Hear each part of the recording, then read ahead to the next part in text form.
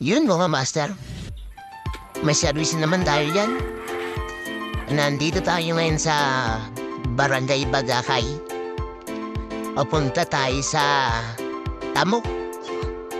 At siyempre kasama na naman natin ang ating tour guide, si Kuya AA.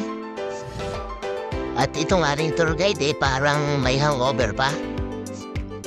Hindi niya alam kung saan tayo dadaan.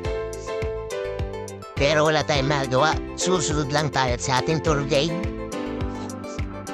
At din sa daan na area may nadaanan kami na pinaglupasan ng mga nyog. At may nasabi ang ating tour guide dyan na si Kuya AA, pero hindi naman natin maintindihan. Gawa nang hindi natin maintindihan ang salita at nagabol-bol pa. Kaya diretso na lang kami ng lakad at pang-abala lang yan. Tignan niyo naman mo, master, ang lakad, nag-eekis-ekis ang pagkakbang. At rin na nga may isang daan na naman. Hindi ko maintindihan kung saan kami madaan din eh. At kahit rin ating tour guide, hindi alam kung saan ang daan. At pinili pa rin niya ang kaliwa. Kaya didiretso tayo dyan. Medyo matarik yung ating napiling daan, palusong. Kaya ingat tayo sa pagbabat, gawa ng basa ang lupa ay madulas. Pag rin madulas ay kita'y talagang inaiwanan ng ating tour guide at gawa ng napakabagal nating lumakad.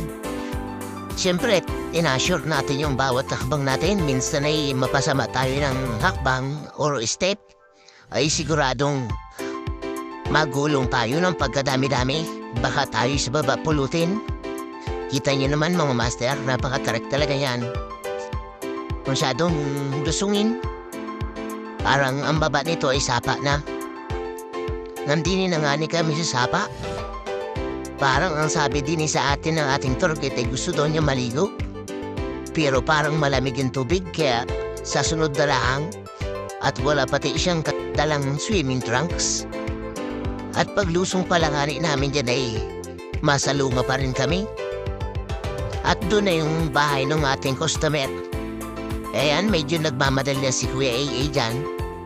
At tanghali na naman. Siguro ay nagutom na naman itong ating tour guide. Hindi tayo nakapagbaon ng merienda. Ayan, parang natamad pa siya lumakad. At tinignan pa yung tubig. Parang gustong mag-dive. Pero nagbago ang isip. Kaya lumakad na naman. At dito nga ni mga master, nakita natin ang dulo ng bayan. Ayan, sinom lang natin yan para makita natin yung kabayanan. Napakalayo na pala natin sa bayan. Kaya diretso na tayo ng lakad. Dito mga master, malapit tayo sa bahay ng ating customer. Yun, nandito na tayo mga master sa bahay ng ating customer. At yun na nga ni, may sumalubong agad sa ating tour guide na aso. Paborito ng aso yung ating tour guide na yan. At ang problema pala ng ating TV dyan ay hindi nila makonek yung GSAT receiver sa TV nabili nila. Kaya nagpa-service sila sa atin. At yan, kinalikot na natin. Nais lang natin yung mga connection sa likod ng TV at sa receiver. Saglit lang natin ginawa yan. Pero ang matadala yung lakarin kasi medyo malayo itong Tamok. Kaya pag dito ang service namin, medyo may kamahalan ng service fee. At yan mga master, may na siya, may tao na. Okay na yan.